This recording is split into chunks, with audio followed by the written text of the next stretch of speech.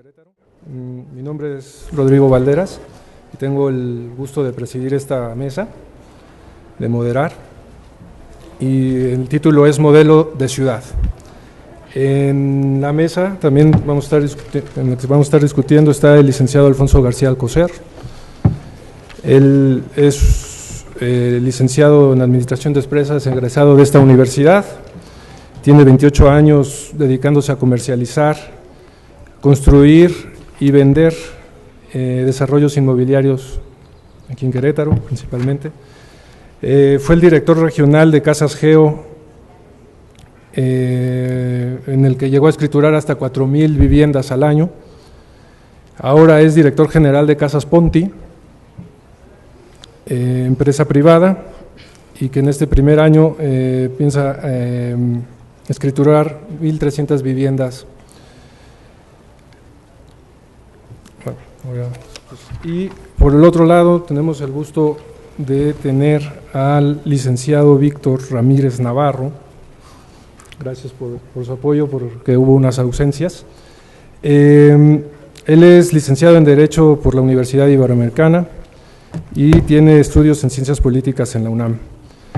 Lleva 40 años dedicándose a estos temas del desarrollo urbano. Ha sido funcionario público, consultor, y ahora es presidente de Forópolis Nacional desde hace 2 años. Bueno, primero vamos a empezar con una ponencia y después daremos paso a la discusión con ellos dos en la mesa y a las preguntas abiertas de ustedes. Siguiente. Bueno, nos encontramos en un entorno mundial en el cual en el 2011 ya llegamos a tener 7,000 millones de habitantes en este planeta y bueno, de hace 3 años para acá, pues en creciendo, ¿no? Creciendo.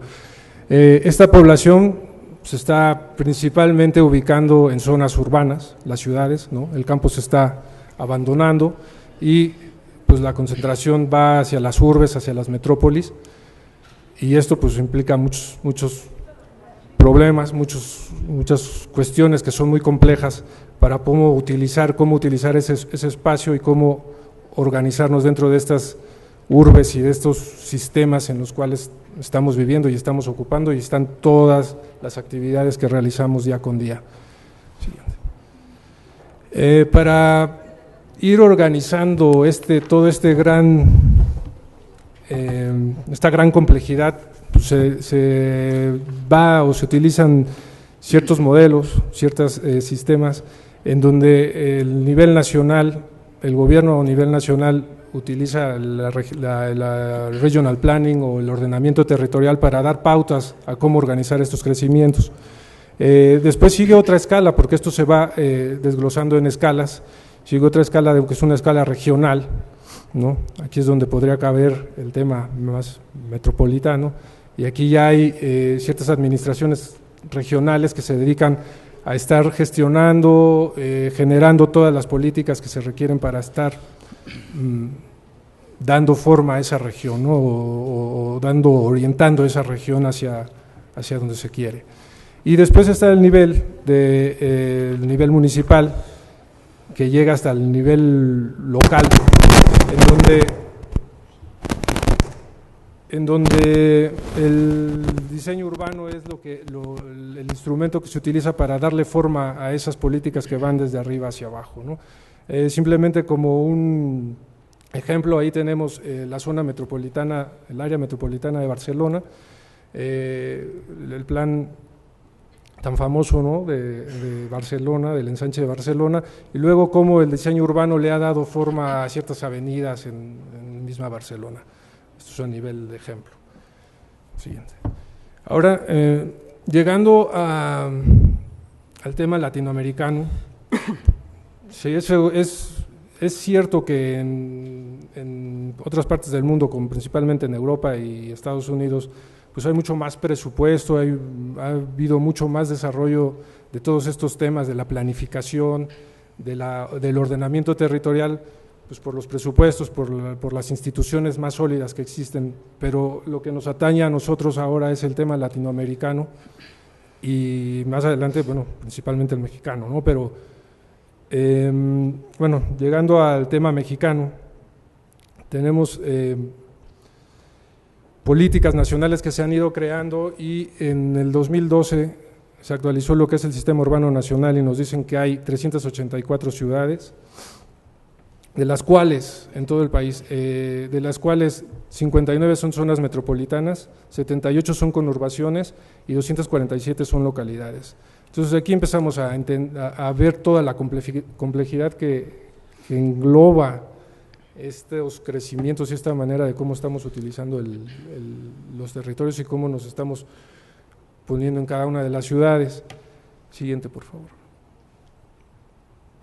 Esas políticas nacionales han derivado en instrumentos como el que es el de los perímetros de contención urbana o el Registro Nacional de Reservas Territoriales, hecho por la CONAVI y la SEDATU, ¿no? En esta idea de cómo modelar la ciudad o cómo contener los crecimientos, la CONAVI ha sacado estos perímetros de contención para otorgar los subsidios a la vivienda social, clasificando los diferentes lugares de las ciudades según la infraestructura que tiene, los servicios que tiene, las fuentes de trabajo que tiene cercanas. El 1, por ejemplo, aquí en la ciudad de Querétaro, y también si vemos, hay ciertas cuestiones que no son muy claras, porque hay algunos errores, por ejemplo, como los rojos que están en estas bolitas, es Agrogen, por ejemplo, ¿no? La gente que conoce la ciudad, Agrogen está con un 1 porque, bueno, tiene muchas fuentes de trabajo, pero está a la orilla de la ciudad, está en la periferia. Después el verde indica un U2 que ya no tiene tantos servicios, ya no tiene tanta infraestructura y está siempre contigua al U1 casi siempre. Y después el U3 es todo un cinturón de un buffer que va rodeando a todas a las zonas U1 y U2, donde ya hay muchos menos servicios, hay mucha deficiencia ya en cuestiones de transporte público y bueno, ya es toda una periferia, pero todavía es susceptible a obtener recursos, subsidios federales para el desarrollo de vivienda social. Siguiente, por favor. Dicho esto, y pasando ahora, dejando atrás las políticas nacionales, ahora entremos ya en materia de la dinámica metropolitana en la zona metropolitana, la dinámica demográfica en la zona metropolitana de Querétaro. Se ha dicho que llegan 40 familias diarias. Ustedes imagínense, 40 familias diarias, ¿sí? 160 personas, suponiendo que son de 4 personas las familias, 160 personas diarias a Querétaro, no es un dato muy claro. Hay otros datos que arrojan un 4.6 familias, y esto se basa en datos sacados del Registro Federal de Electores entre los años 2006 y 2009.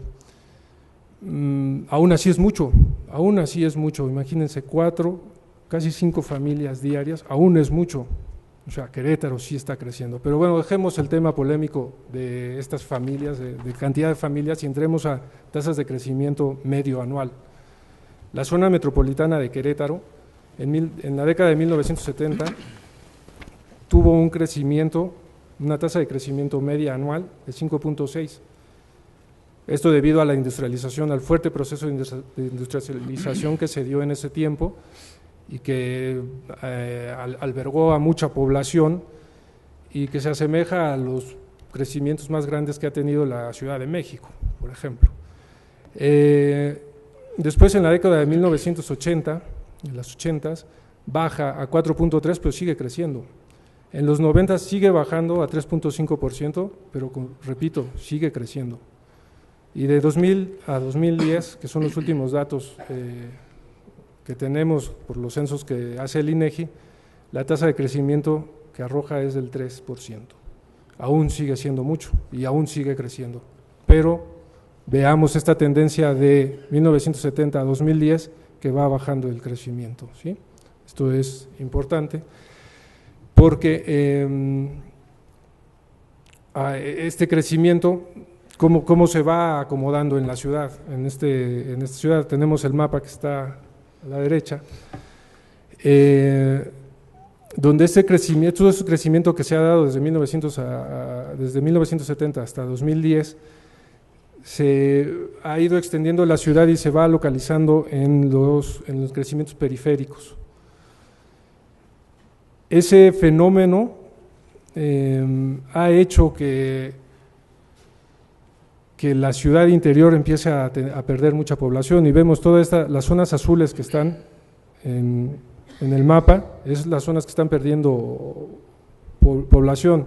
La gente que quiere seguir viviendo en Querétaro se va a las periferias buscando el suburbio, la tranquilidad, la casa unifamiliar y diferentes cuestiones, pero el problema de declinación en el centro de Querétaro es algo muy grave, y como en cualquier otra ciudad, es un proceso difícil de revertir y que le da más complejidad a todo este modelo de ciudad que se está generando actualmente en la zona metropolitana de Querétaro.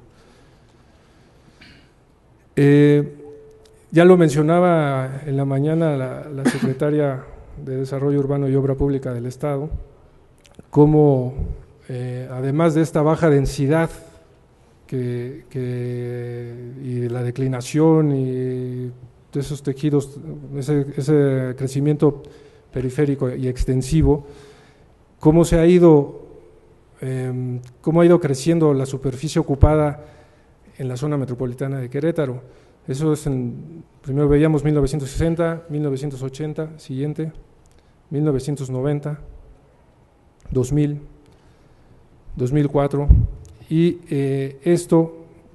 aquí podemos ver que hay una ocupación del suelo extensiva, repito, de muy baja densidad, y se empieza a ver toda una fragmentación del territorio, ya que estos crecimientos van ocupando, pero no están conectados unos con otros.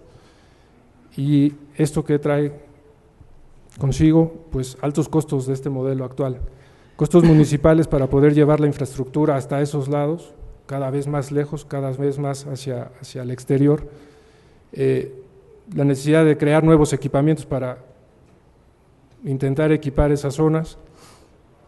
Estos costos también son repercutidos muchas veces a los desarrolladores inmobiliarios. Y bueno, otros costos que también se van sumando son los servicios municipales. Hay que ir a recoger la basura más lejos, hay que ir a llevar las patrullas a que den la vigilancia a lugares más lejanos, con todos los gastos que ello conlleva. Y después pues todo el mantenimiento vial y de todos los insumos que se necesitan para llevar a cabo esos servicios municipales. Después vienen los costos sociales también. A la sociedad también le cuesta todo este modelo actual de cómo va, hay una inequidad social, se están generando más cinturones de pobreza, la movilidad que ya lo hablaban hace un momento en el panel anterior, está generando muchos costos en tiempo y el costo económico, en el cual hasta muchas familias ya no pueden asumir esos costos económicos porque viven tan lejos, que desplazarse a sus fuentes de trabajo pues les significa un gasto importante a su gasto familiar, a su presupuesto familiar, y entonces pues empieza a haber estos costos sociales, ¿no? Y es más difícil acceder a la ciudad y a la vivienda en las zonas que están equipadas, en el centro, en la ciudad interior. El suelo es muy caro, la vivienda es cara, y entonces se vuelve muy difícil para personas de diferentes de niveles socioeconómicos más bajos acceder a una casa con buenos servicios y infraestructura, equipamientos, etcétera. Y después vienen los costos ambientales. Se están fragmentando los hábitats naturales, que son muy importantes para la simbiosis, para la vida en la ciudad, esta simbiosis entre ciudad y campo. Hay una disminución de las áreas naturales protegidas y del espacio libre, el cual es necesario también pues para salir de pronto de la ciudad, tener lugares a donde ir no solo a caminar, sino a respirar aire y a que produzcan. Suelos productivos se están perdiendo, ¿no? y bueno, los procesos de contaminación y degradación del entorno, que no hace falta abundar tanto en temas de calentamiento global y todos estos temas, pero son costos que de este modelo que hemos estado o que se ha estado generando en la zona metropolitana de Querétaro. Ahora hablemos de la proyección de población y demanda de vivienda. En 2010 el INEGI reporta 1.097.025 habitantes en la zona metropolitana de Querétaro. Una proyección realizada por el doctor Ignacio Kunz, y que es una proyección moderada un poco más abajo de la que tiene Coespo, dice que para el 2020 habrá 1.320.867 habitantes en la zona metropolitana. Esto quiere decir que llegarán 285.000 personas más de 2010 a 2020. Y esto se asemeja a lo que nos mostraba, no son las mismas cifras, pero se asemeja o con las mismas tendencias que mostró hace un momento el maestro Eibenschutz. Bueno, estas 280.000 personas que llegan de 2010 a 2020 demandarán 80.000 viviendas. Esto en un supuesto de 3.6 habitantes por vivienda. Ahora bien, ya estamos en 2016, suponiendo que en el primer lustro ya se construyeron 40.000 viviendas o se ocuparon 40.000 viviendas, en este segundo lustro pues quedarían las otras 40.000 viviendas, y en septiembre del 2015, del año pasado, se publicó el inventario aproximado de vivienda nueva que aproximadamente para la zona metropolitana de Querétaro se estima en 18.000 viviendas existentes. Entonces esta es una situación, ¿no?, que arrojan los datos duros que se tienen, y haciendo un cálculo de estas viviendas, esta gente que llega, cuánto suelo requeriría, pues son 720 hectáreas, teniendo en cuenta una densidad media de 200 habitantes por hectárea, o bien, si consideramos 100 habitantes por hectárea, serían 1.740 hectáreas. Esto también coincide, no son los mismos números, pero coincide con lo que el maestro Eibenschutz nos explicaba hace un momento, en el cual pues, se necesita poco suelo para los crecimientos que tenemos en Querétaro, ¿no? Siguiente.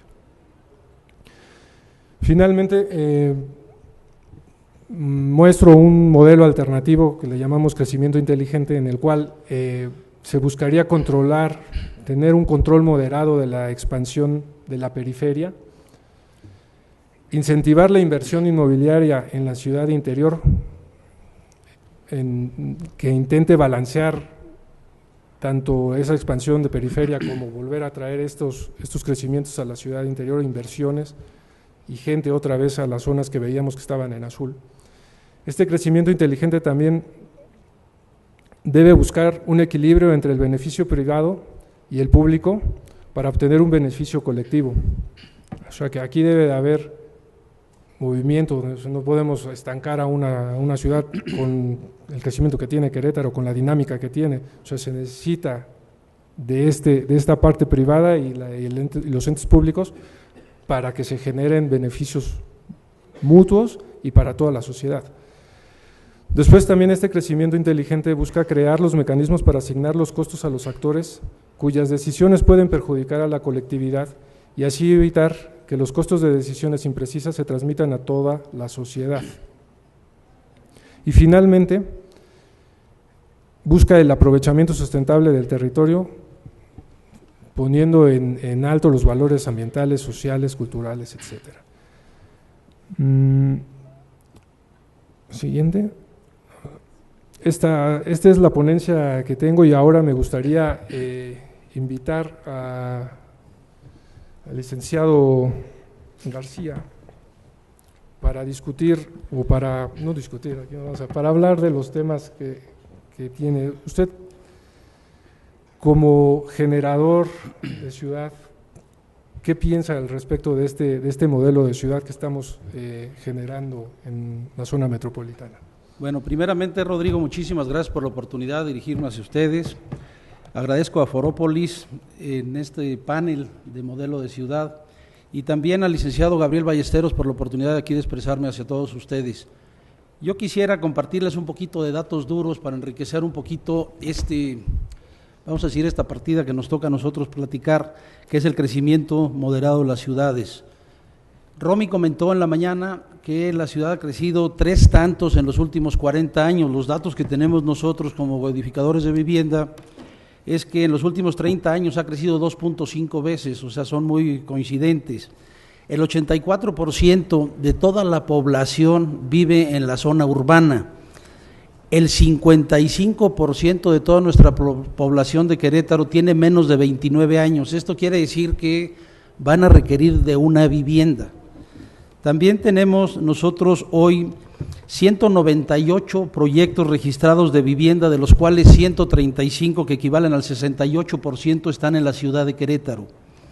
Registradas hoy en construcción, edificación, en proyecto, tenemos 66.730 casas, de las cuales 48.712 se encuentran en la ciudad de Querétaro, que equivale al 73%, todo por encima de la media nacional, que es del 70%. De esas 66.730 casas, 46.780 son casas individuales, son casas solas, es una casa en un lote unifamiliar, que equivale al 70%. Después tenemos 13.230 que equivalen al 20%, son casas dúplex, quiere decir que comparten una pared, puede ser a un costado o en la parte de arriba, y tan solo el 10% tenemos en la parte de lo que son los edificios, las edificaciones verticales, que nosotros sentimos que ahí está la proyección para una planeación de ciudad, en poder controlar los costos de una ciudad, vamos a decir, que esté compacta. Tenemos la otra versión de una ciudad extendida, como lo es Estados Unidos. Todo es, vamos a decir, horizontal, hay muy poco vertical, y sin embargo son autosuficientes. Esta es una pregunta que quiero dejar aquí arriba de la mesa, porque ¿quién tendrá razón? ¿Nosotros que queremos compactar las ciudades y mandarlas para arriba, o ellos que las hacen, vamos a decir, extendidas? Luego de ahí tenemos nosotros que en 2010 había 450,000 casas en Querétaro, de las cuales el 91% de estas casas tienen agua, 91.5%, el 90.9% tienen drenaje, y luz eléctrica tiene el 97.7% de toda la población. Estos datos los arroja el INEGI en 2010. Tenemos crecimientos de los municipios por encima del 5%, todo esto para hacer una planeación de futuro. Aquí está la disyuntiva de lo que se quiere, de lo que se puede y de lo que se debe. Esta es la gran disyuntiva que siempre hemos estado distanciados entre las personas que pegamos tabiques y las personas que planean los instrumentos urbanos. Esta parte de aquí sí es de tomarse en cuenta, porque todo mundo vemos modelos de ciudades fuera de México y no vemos un modelo de ciudad en México que haya funcionado. Esta parte lo dejo a los analistas, a los proyectistas, porque la visión de futuro que debemos de hacer no es ir a Curitiba a ver qué están haciendo o qué están haciendo con las ciclovías en otra parte del mundo. Es que se puede, qué costo se puede asumir en México para nosotros poder dotar de una calidad de vida que definitivamente se ha ido perdiendo, pero se ha ido perdiendo por diversos factores, entre ellos la inflación contra el costo salario mínimo de la gente, que si vemos nosotros las casas de interés social, cuando nace el Infonavit, vamos a hablar de los años 75, ¿no? Cuando nace, de 75-80, una casa de interés social, la más chica, medía 70 metros. Hoy día la casa de interés social, la más chica, tiene obligación el constructor de hacerla de 40 metros. Entonces, ¿qué hemos perdido? En todos estos años, hemos perdido prácticamente 30 metros disponibles de área de construcción. Ahora, lo que nosotros visualizamos también es que para edificar vivienda, en el mejor de los casos, teniendo un uso de suelo aprobado y teniendo el suelo forestal aprobado, que hoy día es todo un tema, el suelo forestal, nos tardamos entre 18 o 24 meses los productores de vivienda, los industriales productores de vivienda, en entregar la primera casa en trámites. Esto se repercute, obviamente, en menos metros de construcción, y lo digo abiertamente porque porque la matemática no miente. Si nosotros tenemos un insumo que necesitamos sacar en 100 pesos y le estamos gastando 99 con el costo financiero, pues definitivamente tenemos que hacer una utilidad de 1, pues esto no camina ni para el cliente final ni para el productor. Aquí también invitar a comentarles que tenemos 24,000 hectáreas activas, nos lo dijeron en la mañana, de las cuales 15,000 están utilizadas. Nos sobran 9,000 hectáreas, que eso equivale a más de 1 millón de habitantes que se pueden dar en la zona conurbada. Siempre hemos sido sujetos, los edificadores de vivienda, de críticas, y hemos escuchado en diversos foros que nosotros generamos una economía para nosotros mismos muy amplia. La invitación al foro es, si eso fuera cierto, ¿por qué todos los que están aquí en este foro no construyen vivienda?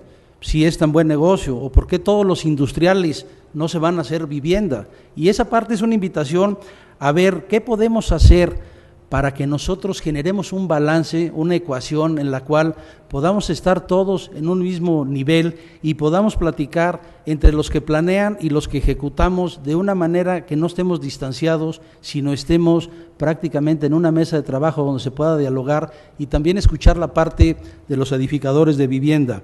Nosotros, para no abundar más en el tema, generamos empleos. O sea, la empresa que hoy día represento ya tiene prácticamente 600 empleos fijos hoy en día, y es una empresa naciente. También somos generadores de economía, de pago de impuestos, porque además del predial, que ustedes conocen, las licencias y trámites, las supervisiones, también nosotros pagamos el 30% de impuestos, igual que todos los que generan alguna otra actividad, y a ellos no se les pide ninguna otra contraprestación. Esta parte la quiero dejar muy clara en el foro porque es muy bonito criticar. Yo les invitaría a que conocieran de fondo el sector vivienda, las complejidades, porque aún teniendo en cuenta todo lo que se tiene que hacer localmente para salir, se tiene también que contemplar que el Infonavit tenga recursos y o la CONAVI tenga todavía subsidios para dotar de vivienda a estas personas que les voy a hablar rápidamente. Hoy en día tenemos para el 2016 24,000 acciones de vivienda para el estado de Querétaro. Estas acciones de vivienda se comportan 15,100 créditos de Infonavit, 1,700 que va a dotar la parte de Fobiste, que ya están aprobados, y de ahí nosotros tenemos 5,000 más menos de la banca, para hacer un total de 22,000, más 2,000 acciones de vivienda, le llamamos a 2,000 terrenos que se venden, que no se edifican luego, muchos caen en manos de especuladores, de inversionistas, y definitivamente por eso llegamos al número de 24,000 acciones de vivienda.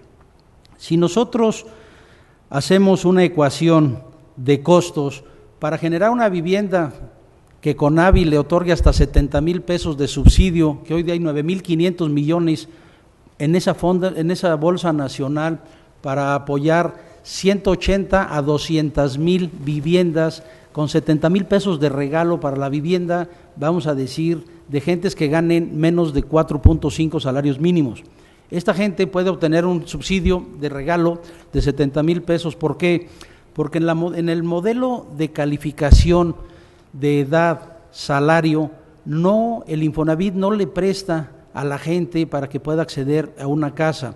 Hoy día el valor mínimo de vivienda está en 300,000 pesos, vamos a decir, en la zona conurbada. Esta casa, la gente no califica más que 230, 240, 250,000 las que ganan menos de 4.5 de salarios. Por eso la CONAVI les regala 70,000 para que puedan acceder a una vivienda. Esta vivienda es una vivienda que, si bien es cierto, la gente dice, ¿qué puedes hacer en 40 metros? Las que estemos aquí, que vivamos en una casa más grande, definitivamente no coincidimos que se pueda generar una vida activa, proactiva y social y fortalecida como familia en 40 metros. Yo los invitaría a que supieran que estas gentes vienen de asentamientos irregulares, vienen de vivir todos en un cuarto, vienen de prácticamente están sujetos a que la mamá, papá de alguno de ellos pueda prestarles un espacio para dormir. Ahí mismo en ese espacio cocinan, pueden ir al baño y duerme la gente. Hoy en día, con el modelo que se está haciendo Infonavit y la hipoteca con servicios, nosotros visualizamos 2 recámaras, 2 espacios cerrados, un baño que no lo tienen y una sala comedor.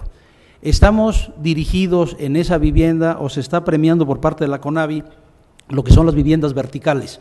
La vivienda vertical prácticamente es la que está favorecida en primer término para que tengan este subsidio de hasta 70,000 pesos las personas. Si nosotros hacemos una ecuación y vemos el precio de la tierra en Querétaro, que es un tema que también nos atañe, vemos que para sacar vivienda de hasta 350,000 pesos, el precio máximo de la tierra está en 100 pesos metro en Breña. Para sacar vivienda de 700 necesitamos tierra de 200 pesos metro, de 700,000 de valor venta. Si nosotros nos vamos ya a una tierra de 300 pesos que ya existe en la zona conurbada que nos estaba platicando aquí Rodrigo, vamos a ir calificada por Conavi, necesitamos generar vivienda de 1,300,000 con 300 pesos, de 1,300,000 de costo. Y si queremos tierra de 500 pesos, que hay mucha en la ciudad de Querétaro, 500 pesos en metro cuadrado, pues necesitamos irnos a vivienda de 2 millones para arriba. Nada más que la ecuación no miente. De las 22,000 casas que se hacen en Querétaro, 9,000, llegando a 10,000, la mitad prácticamente se requieren de vivienda de menos de 500,000 pesos metro. La gente es lo que puede acceder. ¿Qué nos dice esto? Necesitamos tierra de 150 pesos máximo. No hay ni un terreno en la ciudad de Querétaro, en la zona conurbada, que cueste esto. ¿Qué está pasando? La Conavi hizo, vamos a decir, todo lo que son los cinturones de la U1, U2 y U3, precisamente para que la tierra, que las ciudades fueran más compactas y que de alguna manera se pudiera acceder a los créditos. El problema que tiene la ciudad de Querétaro, o por qué no hay vivienda económica de 300,000 pesos en la ciudad de Querétaro, porque los terrenos están en manos de los especuladores y definitivamente ya se fueron dentro de estas 9,000 hectáreas. ¿Qué se tiene que hacer? A juicio de nosotros es crear un mecanismo en el cual se les invite a estas personas que tienen su tierra activa hoy con uso de suelo, que la desarrollen en los próximos 5 años. Si no se desarrolla, perdería el uso de suelo. Tendría que volverlo a tramitar y definitivamente cooperar para que vuelva a tener esa reserva, como en el caso de la ciudad de Querétaro, que el cambio de uso de suelo ya tiene prácticamente un costo, un porcentaje que va a ser beneficiado el municipio. Nosotros como desarrolladores de vivienda, mucha gente piensa que especulamos nada más con la tierra. Yo necesito comprar la tierra para tenerla activa 4 años antes de que la pueda usar. Entonces, definitivamente, pues el costo financiero se nos va un muchito de las manos. Por último, quisiera cerrar con este comentario. Hay un balance que se hace para que la economía dé vuelta y gire en un país. Este balance se puede medir entre la construcción de casas nuevas más la obra pública de infraestructura. Si estos dos, fuertes impulsadores de la economía juegan a la par, la economía mueve 37 ramas de las 43 que se mueven dentro de lo que es la economía de un país. Si nosotros nos acordamos cuando pasó el subprime en Estados Unidos, que fue la crisis de vivienda nueva, el gobierno estadounidense trató de generar movimiento de las 37 economías en base de una sola rama que fue la obra pública de infraestructura y no lo logró. El país tuvo una desaceleración, inclusive empezó a disminuir, su productividad. Les comparto esto porque ni es vivienda nueva ni es obra pública, es un balance. Y por último, comentarles, la generación de vivienda en la ciudad de Querétaro produce al año prácticamente 14,000 millones de pesos, en lo que es Querétaro, el estado de Querétaro, no la ciudad de Querétaro, 14,000. La obra pública no llega a 7,000. Entonces, el generador de vivienda nueva más la obra pública es lo que hace este balance que pueda ser, impulsador de una economía, generador de empleo y, lo vuelvo a reiterar, pagadores de impuestos. Gracias.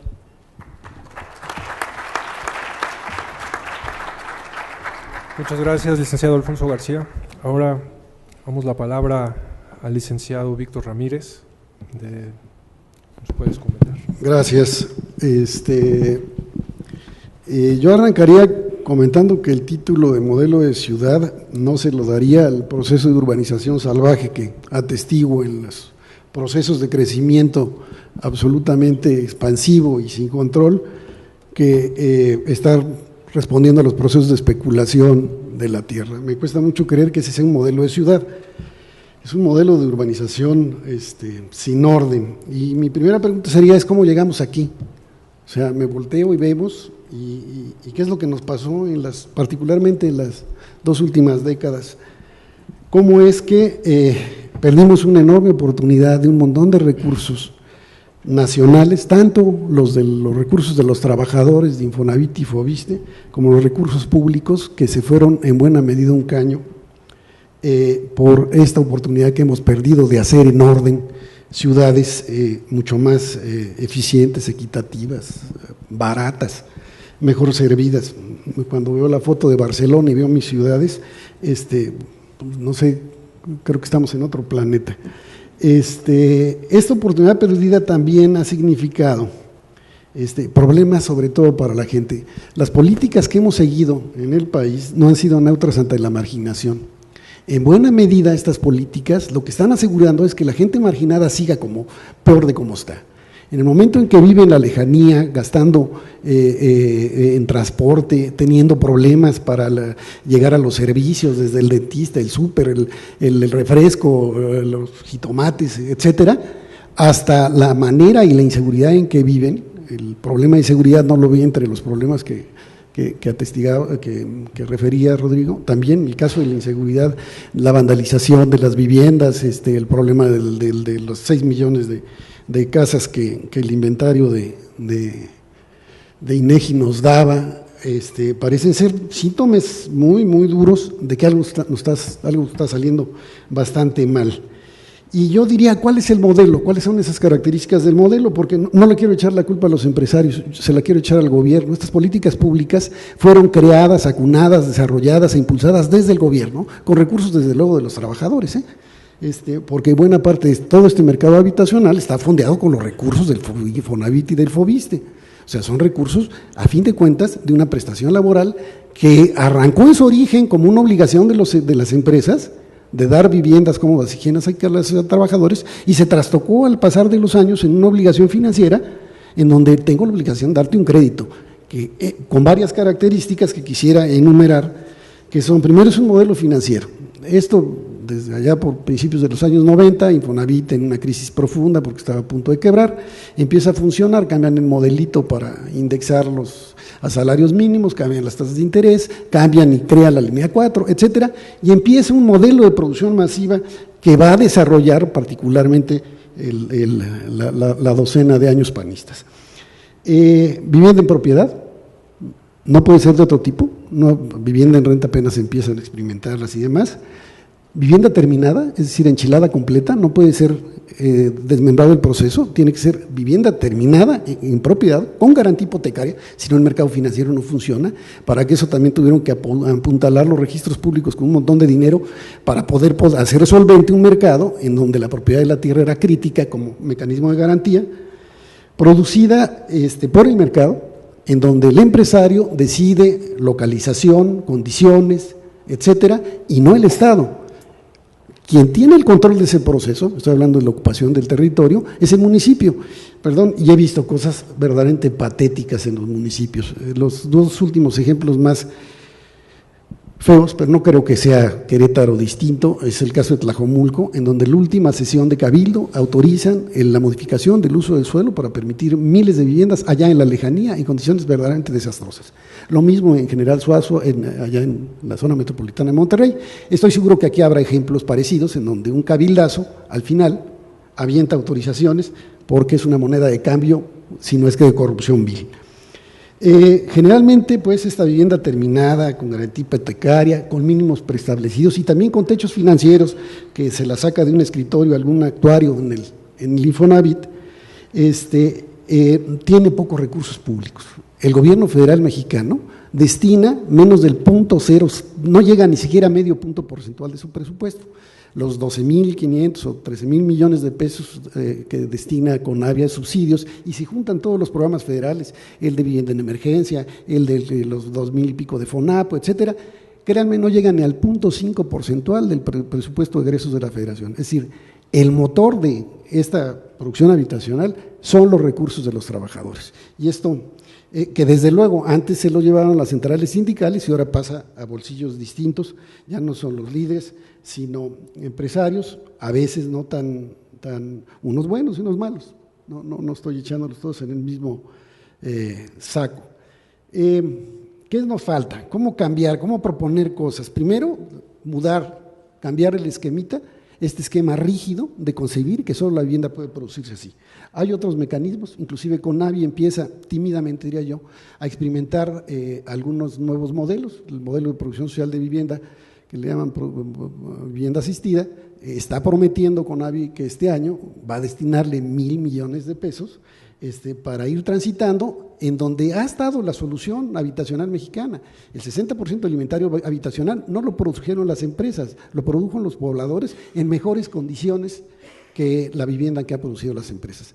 Me recuerdo una frase del maestro, del querido arquitecto Chema Gutiérrez, que decía: la casa popular va en proceso constante de mejora. Las casas estas producidas masivamente van en constante deterioro. Si alguna vez se ve bien es cuando las inauguran, pero de ahí en fuera empieza un momento persistente de deterioro. ¿Qué es lo que pues necesitamos? Yo digo que cambiar de modelo, política y políticos responsables. Debemos cambiar de política y también tenemos que cambiar a los políticos responsables y también un papel crítico en la función social de la propiedad. La propiedad aquí es un elemento esencial. Coincido ampliamente con el compañero Alfonso en el sentido de que ellos tienen un proceso productivo, ellos los pusieron a hacer tortillas o a hacer casas en este caso, vieron condiciones propicias de empresariado y pues lo aprovecharon duro, con algunos asegúnes como la quiebra masiva de las grandes que arrastraron a todos los que invirtieron en la bolsa de valores. El índice Habita se desplomó, las empresas que cotizaban, varias ya se deslistaron, muchas están en quiebra. Entonces tampoco fue un muy buen negocio para los que invirtieron en el mercado de valores en esas empresas, también se los rasuraron. En ese sentido, pues, habría que cambiar pues, de políticas, habría que exigir políticos responsables y imaginarnos otras formas de atención a la vivienda donde el papel esencial los tengan los propios beneficiarios. Sí al subsidio, pero ¿por qué? Para subsidiar el precio que le sea funcional a este modelo de producción privada y en hipoteca. Yo creo que se pueden utilizar de otras maneras los subsidios y sobre todo habría que exigirle al Estado una posición proactiva para generar reservas territoriales que permitan dotar al mercado de vivienda de suelo en condiciones y precio. Pero en este país es casi una grosería atentar contra la propiedad privada cuando el 27 constitucional dice que hay capacidad del Estado para imponer modalidades y limitaciones a la misma. Entonces, lo único que yo diría es, pues vamos a concretar estas limitaciones con mecanismos que permitan hacer un mercado solvente de suelo. Y en ese sentido, a la hora que comentan también como propuesta esta de dejar 5 años y si no cambiar los usos del suelo, a lo mejor hay mecanismos más interesantes. Colombia tiene la venta en pública subasta, establece un suelo prioritario, no se urbaniza en 5 años, entonces lo que hace el gobierno es lo pone en subasta pública y el empresario que tiene la capacidad de desarrollarlo, pues lo compra a los valores de mercado que fueron dados en la subasta del caso. Este tipo de mecanismos, desde luego que pueden transitarse y pueden ayudar a hacer mucho más solvente un mercado en donde, pues, si quieren hacer casas, lo primero que necesitan es tener suelo, ¿no? Y estoy totalmente de acuerdo en el esquema que nos hemos dado, es bastante pernicioso. Al eslabón más débil de la cadena política le dimos el control de los procesos de expansión urbana. Estos municipios, generalmente periféricos, generalmente más pobres que los centrales, no sé el caso, pues supongo que Corregidora es mucho más pobre que Querétaro o por ahí, o el Marqués, ¿no? Estoy totalmente de acuerdo que ahí se ha dado un proceso de sobreregulación terrible y paradójicamente un proceso contrario, hay sobreregulación pero subcontrol. Es decir, los procesos son cada vez más laxos, hay menos capacidades de controlar los procesos de crecimiento y desde luego visto desde cualquier iniciativa privada, es una enorme carga al ver el conjunto de este edificio tremendo de instituciones que hemos hecho para fastidiar cualquier proceso de inversión. No solo ante las autoridades municipales, sino en efecto con las manifestaciones de impacto urbano o los cambios de uso del suelo forestal, que son verdaderamente temibles. El problema en buena medida con todos estos indirectos es de que generalmente se van contra, insisto, al más débil de la cadena. ¿Quién es el que, que tiene que condonar y apoyar estos procesos? Pues precisamente los municipios, que son los que van a terminar pagando los platos rotos, porque a la hora que autorizan nunca ven los impactos hacendarios. O sea, van a tener capacidad para dotar de servicios a 17 kilómetros de sus cabeceras. O sea, simplemente si queremos ciudades compactas, densas y centrales, ¿por qué voy a tener que ir a gastar en seguridad pública, en agua y demás, allá en la lejanía? Hay estudios absolutamente claros donde el impacto financiero de las haciendas públicas es letal. Entonces, este modelo que nos estamos dando no parece ser muy afortunado. Yo arrancaría por hacer una crítica profunda y a cambiar el modelo por un modelo de hacer ciudad en donde debería de haber responsables y desde luego caminos claros a la inversión. Permitir que el mercado tenga un papel relevante, pero también exigir que el Estado tenga las responsabilidades que debe cubrir, porque para eso está hecho. Mil gracias.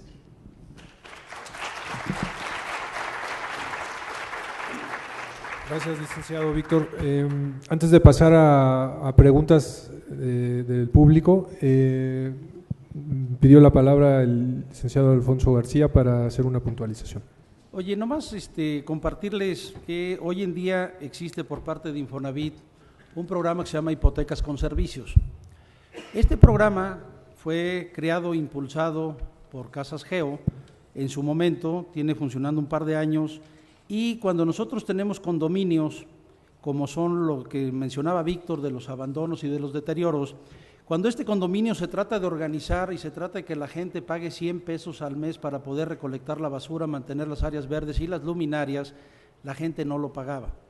Se creó un instrumento que se llama Hipoteca con Servicios, un programa, ¿no? Un instrumento, Hipoteca con Servicios, en el cual el Infonavit, dentro de la mensualidad del cliente, destina 100 pesos a cada una de las viviendas, dependiendo el ramo, estoy hablando de la más económica, para contratar el Infonavit a un administrador profesional que da este tipo de servicio, y con eso se mantienen prácticamente todo lo que son los condominios en un nivel óptimo. En lugar de devaluación, tendrían revaluación las viviendas. ¿Esto qué se busca o qué se quiere hacer? Esto se está buscando para que el día de mañana el segundo crédito del Infonavit se pueda, de alguna manera, la gente tenga acceso a una mejor casa, ya que haya acabado de pagar el primero, para que pueda tener una alcancía en esa vivienda que se tuvo, porque está perfectamente sostenida y mantenida. Muchísimas gracias. Gracias. Ahora sí pasamos a las preguntas.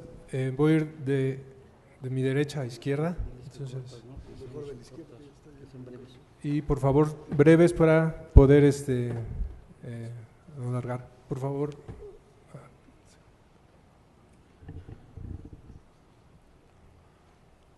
Es interesantísimo la ilustrada que nos han dado. Estoy bien cierto de que ser empresario es lo más completo, es lo más complicado, definitivamente, ¿no? Quien no lo ve así es porque o es egoísta o definitivamente carece de espíritu emprendedor. Pues para resolver el problema de estas personas a que comenta usted, licenciado García, con salarios mínimos, pues como están las reglas del juego, pues cada vez va a ser más difícil resolver el problema. Habrá que darle vuelo a la imaginación para que pues puedan tener acceso. Me asusta los famosos 40 metros, porque resulta de que cuando mi familia estaba muy cohesionada, digo porque pues fueron creciendo, se formaron profesionalmente y pues en aquellos años, vuelvo a repetir, vivíamos 9 personas en una vivienda, pero la cocina pues tenía 50 metros, entonces ya me imagino la situación tan difícil, licenciado. Veo que están haciendo ustedes lo suyo, ojalá sigan por ese camino, pero a su vez el Estado, el poder público, debe de seguir creando facilidades para que ustedes, los empresarios que concurren a la construcción, a la edificación, cuenten con mayores apoyos. ¿Para qué? Para que quienes demandan la vivienda, los adquirentes futuros, pues estén en esa posibilidad. De otro modo, pues vamos a tener problemas, como ya se avisora, en un futuro muy próximo. Muchas gracias a los dos ponentes. Vamos recorriendo, pero a ver, vamos a ir, pues ya que está ahí el señor, y después bajamos y vamos para este lado y para allá. Dale, pues. Seré breve. Dos preguntas para el licenciado García. ¿Cuáles serían las limitaciones para usted como desarrollador de llevar a cabo edificación vertical? Una. Y segundo, si existiera o no… Perdón, no se escuchó. ¿Cuáles serían qué, perdón? Las limitaciones para llevar a cabo edificación vertical. Y segundo, si existe actualmente un incentivo de gobierno para llevarlas a cabo. Gracias.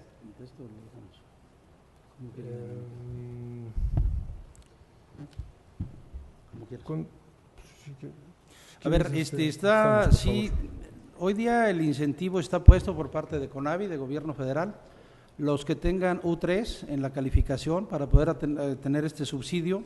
La verticalidad es la primera bolsa que pagan, o sea, premian la verticalidad, hoy en día muy por encima de la horizontalidad. Y la otra es que compartirte que yo, el 90% de la casa que voy a hacer es vertical, estamos totalmente verticalizados. Gracias. Sí, adelante. Sí, dos comentarios respecto a cosas que dijo el licenciado García Alcocer, que son importantes y uno tiene que ver con esto mismo. Decía, un límite que tienen para invertir en la ciudad interior, que es donde se necesita invertir, es el costo del suelo.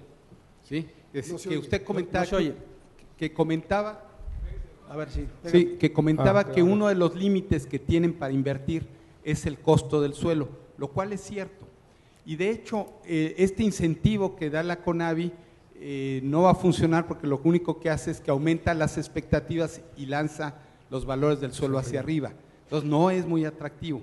Pero yo quisiera decir que en el Programa Municipal de Desarrollo Urbano que está archivado, nosotros propusimos un mecanismo para poder abaratar el costo del suelo y se deshabilitó el mecanismo. Se presentó en Culiacán también y la Canadevi estaba encantada con el mecanismo. Aquí en Querétaro lo deshabilitaron. Y propusimos otro mecanismo muy similar al que usted dijo. Si se retiene en el suelo en zona urbanizable y no se incorpora, pierden sus derechos de desarrollo. Tendrían que pagar para poderlos restablecer. Ese se borró. O sea, y esto me lleva a una de las cosas que decía el licenciado Víctor Ramírez, en el sentido de que hemos satanizado a los desarrolladores, pero no nos damos cuenta que hay una autoridad que les permite hacer lo que han hecho. ¿Sí? O sea, la responsabilidad principal es del Estado. Ese es el que ha fallado en primer lugar. Y en todo caso, otro actor, que también coincido con el licenciado García Alcocer, que es que realmente causa daño y que no produce nada, sino solo costo a la ciudad, son los especuladores. Gracias. Mira, allá en medio, por favor. Primero vamos barriendo, por favor.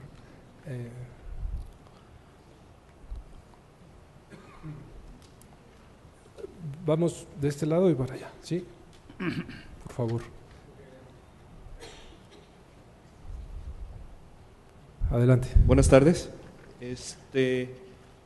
Me llama mucho la atención varias cosas con respecto, bueno, continuando lo que decían hace rato, con respecto al valor de la tierra. Precisamente se están hablando de dos cosas, ¿no? Lo que es la ciudad expandida y la ciudad compacta. Si nosotros queremos irnos a una ciudad compacta, ¿por qué no promover precisamente esa tierra? O sea, se decía hace rato de que el costo de la tierra es muy caro, el costo de urbanización también es muy caro.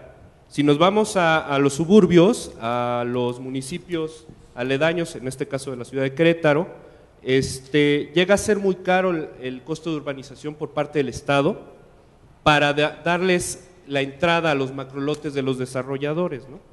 hablando de esta horizontalidad que está teniendo actualmente Querétaro. Entonces, ¿por qué no hacer algo, o por qué no, como desarrolladores, proponemos el uso de tierra interior a la hora de hablar de esta fragmentación que estamos teniendo? ¿Por qué no hacer ese uso, cambiar el uso de suelo para una densificación mayor con el mismo costo que se tiene de tierra? ¿Sería posible hacer esa densificación de tal forma que podamos empezar a hacer que Querétaro crezca verticalmente, ¿no? O sea, de hacer que esa, o sea, es más, le conviene a todo el mundo. O sea, usarías la misma tubería, en vez de llevar la tubería para 1000 casas hasta, no sé, hasta Santa Rosa Jáuregui, la mantendrías en el centro, en el primer cuadro de la ciudad, utilizas la misma infraestructura, te sale más barato y poder densificar. ¿Por qué no hacen eso los desarrolladores, o por qué permite eso el gobierno, ¿no? Tratando de continuar con lo que dice. Déjame, te hago una precisión ahí. Gobierno del Estado ni los municipios, a los desarrolladores de vivienda no nos ponen ninguna infraestructura. No nos llevan ninguna calle, ni nos dan agua, ni nos dan luz, ni nos dan nada. Por eso son los grandes desarrollos los que tenemos que hacer fuera de las ciudades, con más de 100 hectáreas, para poder prorratear, picar pozos, poner plantas de tratamiento y jalar el agua, la luz hasta donde la tenemos que hacer. Eso hoy en día ya con la CONAVI ya nos ajustó con la Ley Nacional de Vivienda, pero de alguna manera ese sería prácticamente el futuro que se tendría. Otra de las cosas es, tienes mucha razón en poder densificar los terrenos que ya están activos. El problema es que tú llegas a un municipio y llegas al cabildo y le pides subir de H4 a H6 para, en lugar de hacer 80, 120 viviendas por hectárea, y luego automáticamente dicen va a ganar más y empiezan los pedidos. Entonces, ahí traemos una limitante que dejo arriba para que el foro lo pueda analizar. Sí, pues gracias por las pláticas, estuvo muy interesantes sus ponencias, gracias por compartirlas. Bueno, en esto del costo de las viviendas, esas que comentaba el licenciado García, de 300,000 pesos la casa popular, es muy interesante, porque efectivamente el obrero, el trabajador, ve la casa y la ve muy barata, muy accesible, 300,000, dice lo pago. Lo que no le dicen es que se va a gastar 700,000 pesos en 20 años cuando tenga que transportarse. Las personas, si fueran a vivir ahí adentro, dentro de ese lugar, y fueran a trabajar ahí mismo, y fueran a tener ahí los servicios, fabuloso. Las casas que se construyen remotamente funcionan si ahí está todo lo que se necesita. Pero si usted va a tener que viajar tanto, pues quién sabe. Y yo quisiera terminar contestándole la pregunta que usted planteaba en la mesa del licenciado García, que me parece muy buena pregunta. El modelo estadounidense de ciudad extendida contra el modelo compacto que México busca. Bueno, el estadounidense promedio le cuesta a la Tierra 18 toneladas de CO2 anualmente. El japonés promedio, el alemán promedio le cuestan a la Tierra 9 toneladas de CO2 al año. El mexicano cuesta 3 toneladas de CO2 al año. Entonces, la responsabilidad ambiental no era tema hace 20, 30, 50 años. No se medía el peligro de esto. El modelo estadounidense necesita 8 planetas Tierra para sobrevivir. Si quisiéramos todos los terrícolas tener el modelo que vende Hollywood, necesitaríamos colonizar Júpiter y todos irnos para allá para ver si sobreviviríamos. Pero la Tierra, licenciado, es finita y el medio ambiente es una responsabilidad con nuestros hijos. El negocio es ahora, claro, pero la responsabilidad la vivirán nuestros descendientes. Gracias. Mira, quiero hacerte una precisión nada más en la parte que comentas.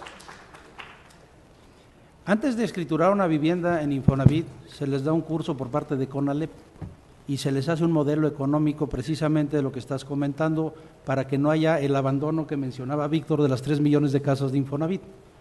El modelo económico les mide cuánto ganan, en dónde van a, vamos a decir, a vivir, cuánto está, vamos a decir, en distancia de su centro de empleo, cuánto van a gastar de su escuela de los niños, de comida y de todo, y les hacen un modelo económico para decirles si pueden en esa zona o no.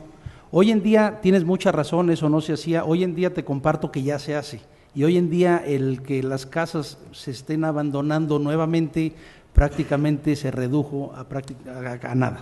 Entonces, hoy día ya se hace ese estudio, es muy interesante lo que platicas y la realidad es que coincido contigo también de los modelos de ciudad. Gracias. Buenas tardes, Alfonso Jiménez. Aparte de todos los problemas que acaba de comentar Alfonso, que se les presenta a los desarrolladores, Querétaro no se diferencia por ser un estado donde los trámites sean los más ágiles, ¿no? Si ustedes consultan los indicadores de ProMéxico, pues ocupamos de los peores lugares estatales en trámites administrativos. Y además luego ya que construyen sus casas, falta que lleguen las empresas gubernamentales como CFE, Telmex o servicios administrativos delegados y pongan la infraestructura. Si tú quieres que Telmex te cambie un cable de un poste a otro, te puedes tardar meses en que vayan. Entonces no se trata nada más de confrontar al desarrollador con el gobierno, sino de realmente un modelo de ciudad debería ser encontrar un modelo colaborativo donde todos ganen. Entonces, yo siento que efectivamente mucho hacen los desarrolladores con darle la vuelta a toda la corrupción que existe, ¿no? Aunque ellos muchas veces también la provocan, ¿no? Por eso es que creo que sí es importante voltear a ver qué está haciendo el resto del mundo y no nada más tratar de buscar un modelo hecho en México como lo proponía el señor Ramírez. Existe hoy en día un programa que ojalá, esa es mi pregunta, que sé que se hizo un proyecto piloto del 2012 al 2015 que se llama un proyecto NAMA, que está haciendo la CONAVI, que cuenta con fondeo mundial, con fondeo y modelos y asesoría de empresas europeos sobre cómo hacer ciudades sustentables y vivienda sustentable. Y ese programa NAMA presenta 3 modelos distintos de desarrollo de vivienda, que le llaman Eco 1, Eco 2 y Eco Max, ¿no? Incluso esos programas y ese fondeo del Banco Mundial viene a acelerar y a impulsar la hipoteca verde y los programas de fomento de la vivienda. Y sé que terminó el proyecto piloto ahora en el 2015 y que la expansión viene hacia el 2020, tratando de desarrollar precisamente a los pequeños desarrolladores. Y le contestaría la pregunta que hizo Alfonso, de por qué no todo el mundo se dedica a construir vivienda. Pues muy fácil, porque no todos tenemos los mismos recursos, la misma impunidad y el mismo influyentismo.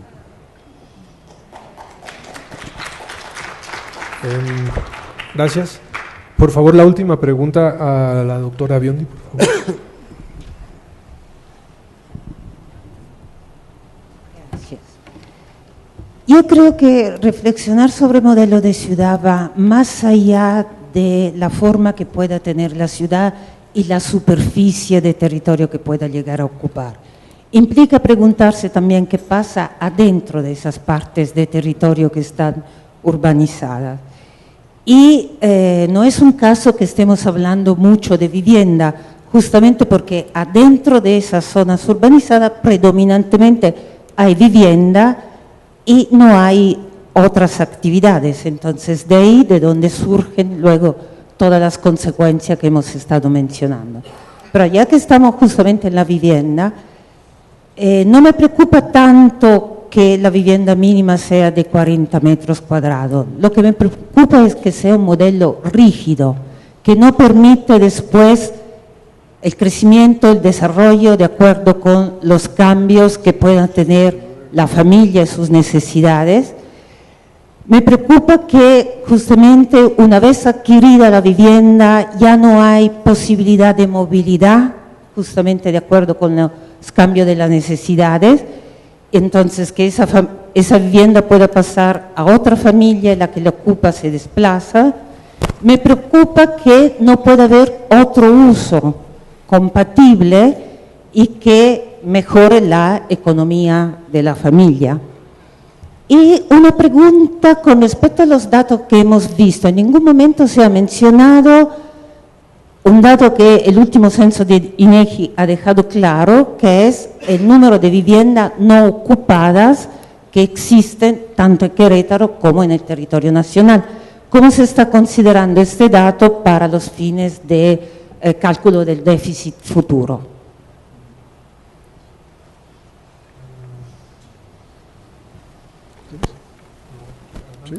Sí, Víctor, por favor. Pues yo 5 precisiones. Uno, los polígonos de contención de CONAVI, oí al presidente de la Cámara de la Industria y la Construcción de Jalisco afirmar que el 70% de la vivienda que se produce hoy en la zona metropolitana de Jalisco está fuera de los límites de contención. Yo hice un trabajo en Villahermosa y los polígonos de crecimiento autorizados con subsidio eran zonas de riesgo, lagunares y cuerpos de agua.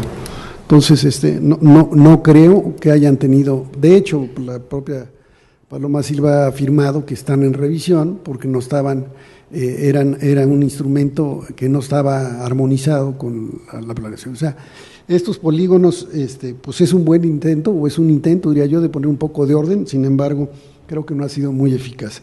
De otra parte, habría que acordarse que primero pidió el registro de toda la reserva y a partir de ahí se calificó y prácticamente entró el 80%. Entonces, aguas con estas políticas que parecen que van a poner orden, porque creo que al final de cuentas no lo están haciendo. 2, aguas también con la verticalidad. Yo vi el otro día unas fotos verdaderamente dramáticas de que allá en la lejanía, allá a los 12, 15 kilómetros, hacen vivienda vertical. Entonces, hacer vivienda vertical en las zonas centrales o periféricas muy cercanas tiene sentido. Allá es hacer más eficiente la especulación y la riqueza inmerecida, diría yo. 3, estos tipos de instrumentos habría que Nacho Kuntz planteaba, de si no lo usas te retiro tu potencial de desarrollo, me preocupa porque el que pierde es la ciudad. Debe desarrollarse si tiene las condiciones. Si no puede, empresario que se quite, o el propietario que se quite y que permita, desde luego pagándole, nadie le está diciendo que se les tiene que quitar la propiedad de su tierra, pagando los valores de mercado que procedieran para que otro empresario con más iniciativa y pueda realizarlo. Por eso es que no me gusta la fórmula de que se pierda la capacidad, el potencial de desarrollo, en vez de obligarlo a generar un buen uso de la ciudad. El caso del mejor mecanismo para asegurar el control de los precios de la tierra es el impuesto predial. Si le elevamos los precios de la tierra, del impuesto a la propiedad subutilizada, es obvio que a los propietarios les va a quemar. Sin embargo, aquí nuestro diseño institucional le dio a los municipios esta capacidad de cobrar el impuesto predial, y la verdad es que nunca he visto un tesorero que quiera cobrarle a su compadre. O sea, la fórmula institucional es muy débil, ¿sí? Obviamente el impuesto predial debe ser un mecanismo que obligar al propietario al mejor uso. Sin embargo, eso deja mucho que decir. Últimas 2. Yo siempre he dicho que les preocupa mucho en Infonavit hacer viviendas verdes en desarrollos grises. Se preocupan mucho por calificar el foco ahorrador, el calentador solar, pero los gastos en traslado y contaminación de los camiones, pues ese ya no me preocupa tanto, ¿no? Y el último, con eso cierro, sería aguas los NAMA, porque ya tuvimos los DUIs. Yo tendría muchas reservas con estos experimentos. El balance de los DUIs, el caso del Valle de los Cirios, si alguien conoce el caso allá en Tijuana, es verdaderamente de drama. ¿Cómo se puede tirar a la basura un montón de recursos públicos en aras de una idea que no terminó siendo ni desarrollada por el empresario ni desarrollada por el gobierno? Es verdaderamente patético. Entonces, ese tipo de experimentos de nuevas ciudades y demás, habría que tomarlas con una pequeña dosis de precaución, porque a veces el remedio sale muy caro. Muchas gracias, licenciado Víctor. Sí, nada más le damos la palabra al licenciado Alfonso García. Bueno, yo invitaría al foro, agradeciendo primero que me dejaron participar, a romper esa barrera que siempre ha existido, vamos a decir, entre lo que se quiere, lo que se puede y lo que se debe de hacer. Esta parte, sentarnos en una mesa, las gentes que puedan hacer el conocimiento sustentado de la planeación, contra que nos escuchen el punto de vista de nosotros, que somos los ejecutores, eso siempre hemos estado muy distanciados. Hay que hablar de la realidad, siempre somos muy críticos, somos personas que definitivamente no enriquecemos con un comentario, sino también dejar escuchar a la otra parte, como en diversos foros se ha hecho. Cuando se hizo el Código Urbano se hizo consensado y de alguna manera pudo caminar. Esta parte de hacer ciudad o ciudadanos, yo creo que es la que nos puede prevalecer, fortalecer y poder llegar a un fin común en poder planear una ciudad. Esta parte yo sí invitaría a dejar de ser nada más críticos para ser actores positivos y poder sentarnos a un diálogo en el cual pudiera haber un entendimiento entre lo que nosotros conocemos y la gente que se dedica a hacer estos instrumentos. Y por último, nomás comentarles que de 5 constructoras industriales o en serie que hay para hacer vivienda en Querétaro, todas son foráneas, la única que soy local es su servidor. No por eso tengo más beneficios, nos tratan por igual a todos, siendo que hay empresas que llegan y todavía de alguna manera no se ha visto que sean gentes pues que puedan cumplir con un compromiso. Muchísimas gracias y gracias a Gabriel por invitarnos. Gracias. Muchas gracias a la mesa, gracias Víctor, gracias Alfonso, los dos participantes y nuestro moderador creo que expusieron y lograron que el tema se desarrollara ampliamente con detalles, con matemáticas, con puntos de vista muy concretos y sobre todo que vienen desde la experiencia. Lo agradecemos sinceramente. Les agradecemos, esto concluye lo que es nuestro bloque de paneles de la mañana.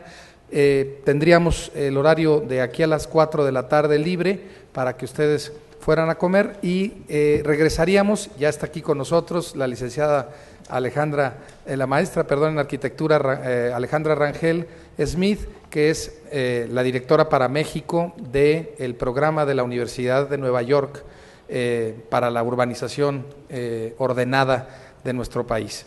Es un muy interesante planteamiento el que ella nos va a hacer, por lo que les pediría estuviéramos de vuelta aquí a las 4 de la tarde y comenzamos lo más puntual posible para que de la misma manera como lo logramos ahorita en la mañana podamos tener un desarrollo completo de todos los temas.